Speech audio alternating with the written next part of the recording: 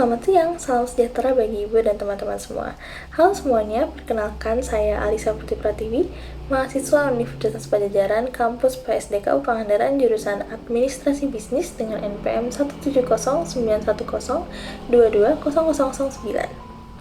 Dalam kesepakatan kali ini, saya ingin membagikan materi menarik nih, terkait salah satu subsektor dalam industri bisnis kreatif di Indonesia. Adapun referensi yang akan dipakai dalam materi ini adalah Cetak Biru Pengembangan Industri Mode Nasional. And so, let's get started. Industri atau bisnis kreatif itu apa sih? Nah, industri kreatif atau lebih dikenal dengan ekonomi kreatif ini merupakan sektor ekonomi yang berasal dari pemanfaatan kreativitas, keterampilan serta bakat individu untuk nantinya menciptakan kesejahteraan serta lapangan pekerjaan melalui penciptaan dan pemanfaatan daya kreasi dan juga daya cipta individu itu tersendiri. Nah, apa aja sih yang merupakan subsektor dari ekonomi kreatif? Jadi, terdapat 14 ditambah 1 subsektor industri kreatif berdasarkan Perpres nomor 8 tahun 2008. Dalam pembahasan ini, saya akan mengulas salah satu subsektor ekonomi kreatif, yaitu industri mode. Mode merupakan salah satu subsektor dalam ekonomi kreatif dan juga merupakan salah satu industri kreatif yang memberikan kontribusi ekonomi yang cukup besar loh bagi Indonesia. Istilah mode sendiri mengacu pada aktivitas industri yang dijabarkan dalam buku Rencana Pengembangan Industri Kreatif tahun 2008 oleh Kementerian Perdagangan, yaitu kegiatan kreatif yang terkait dengan kreasi desain pakaian, desain alas kaki, dan desain aksesori mode lainnya, produksi pakaian mode dan aksesorinya, konsultasi lini produk mode, serta distribusi produk mode. Nah, definisi mode tadi dapat dijabarkan dalam beberapa kata kunci ya, yaitu gaya hidup, berpenampilan atau gaya berpakaian, dan identitas diri atau kelompok. Lalu bagaimana dengan ruang lingkup subsektor mode? Ruang lingkup substansi subsektor mode dapat dibagi menjadi 4. Yang pertama yaitu berdasarkan jenis proses dan volumenya, yang kedua berdasarkan jenis produknya, yang ketiga fungsi produk, lalu yang terakhir segmen pasar. Untuk pembagian ruang lingkup dan fokus pengembangan dapat dilihat secara detail dari gambar berikut. Sekarang kita akan memasuki lebih dalam lagi nih ke subsektor mode tentang rantai nilai kreatifnya.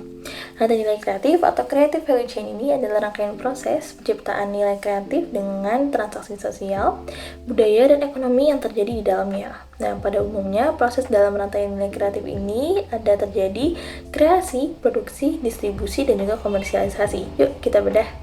Yang pertama yaitu kreasi. Dalam proses rantai nilai kreasi industri mode, terdapat proses riset untuk mendukung kemampuan berkreasi, lalu proses konsep atau pemetaan produk berdasarkan tujuan pasar, lalu proses inovasi, eksplorasi, dan interpretasi sebagai tahap lanjutan setelah penentuan konsep, dan terakhir yaitu proses desain, yang menjadi proses intelektual yang secara kreatif menjawab masalah dan juga peluang. Yang kedua yaitu rantai nilai produksi, di mana proses awal produksi melalui beberapa kegiatan yang dikenal sebagai praproduksi, di mana meliputi pembuatan sampel produksi, costing, dan juga perencanaan produksi. Setelah melalui tahap praproduksi, proses dilanjutkan pada tahap produksi, yang biasa disebut sebagai bulk production atau produksi dalam jumlah banyak. Lalu setelah tahap produksi dilaksanakan, akan dilanjutkan dengan tahap post-produksi atau pasca post-produksi. Lalu ada distribusi, di mana desainer biasanya mengamati pola distribusi terhadap produk busana bagi sejumlah konsumen sehingga dapat menjadi input dan sumber informasi dalam mengembangkan model-model produk berpotensi yang disukai oleh konsumennya.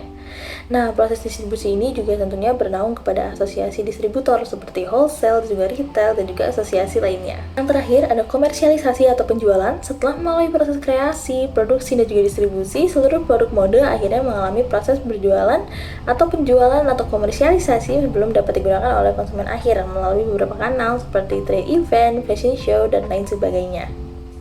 Itulah rantai nilai kreatif yang terdapat di industri bisnis kreatif mode. Sekarang yuk kita ulik salah satu pelaku usaha mode yang berhasil nih dalam industri subsektor mode di Indonesia, yaitu PT Dowa Hanandi Indonesia atau mungkin familiar dengan brandnya Dowa. Dowa merupakan merek atau brand asal Yogyakarta yang dirintis oleh Delia Murwihartini sejak 1989 dan berdiri sejak 2008. Dowa terkenal dengan produk unggulannya yakni tas rajut benang yang dipadukan dengan kulit sapi kualitas terbaik yang ditujukan untuk perempuan dari usia yang sangat muda hingga senior yang menjadi konsumennya. Dengan produknya juga beraneka macam loh, yaitu dari tas sekolah, kantor, bepergian, dan juga sebagainya. Variasi produk Dowa terdiri dari tas, aksesoris, home collection, dan lain-lainnya. Nah, produk-produk ini dapat diakses di website dan media sosial Dowa yang lainnya loh. Selanjutnya bagaimana dengan rantai nilai kreatif Doa? Nah, dalam produksinya, tas rajut Doa dari Jogja ini terkenal dengan kualitasnya yang tahan lama dan kuat, terbuat dari benang nilon elastis yang dirajut dengan detail. Produk ini juga diproduksi secara tradisional oleh pekerja ahli. Tas Doa memiliki nilai keaslian dan eksklusivitas karena dibuat dalam satu ukuran, satu model, dan juga satu warna. Selanjutnya yaitu untuk distribusi. Tas Doa melakukan distribusi melalui kerjasama dengan pengrajin lokal di Yogyakarta dan juga merek-merek terkenal seperti The Ritz dan juga The Saks di pasar Eropa dan juga Amerika. Doa memiliki showroom dan workshop pusat di Gorean dan cabang outlet di lokasi strategis untuk memenuhi permintaan pasar di lokal, Eropa, dan Amerika. Sekitar 90% tas Doa juga beredar di benua Amerika, sisanya di Eropa dan juga pasar lokal loh. Lalu untuk pemasaran atau komersial, pemasaran Doa berfokus pada keunikan perajutan buatan tangan dan kerjasama dengan pengrajin lokal di Yogyakarta. Doa memanfaatkan platform media sosial, website resmi, e-commerce, dan showroom untuk menjangkau pasar global dan juga lokal. Contoh tadi merupakan pembahasan terakhir nih terkait subsektor mode di industri kreatif Indonesia. Dengan ini, saya mengucapkan terima kasih telah menyimak video saya sampai akhir. Mohon maaf apabila ada salah kata. Wassalamualaikum warahmatullahi wabarakatuh. Bye-bye.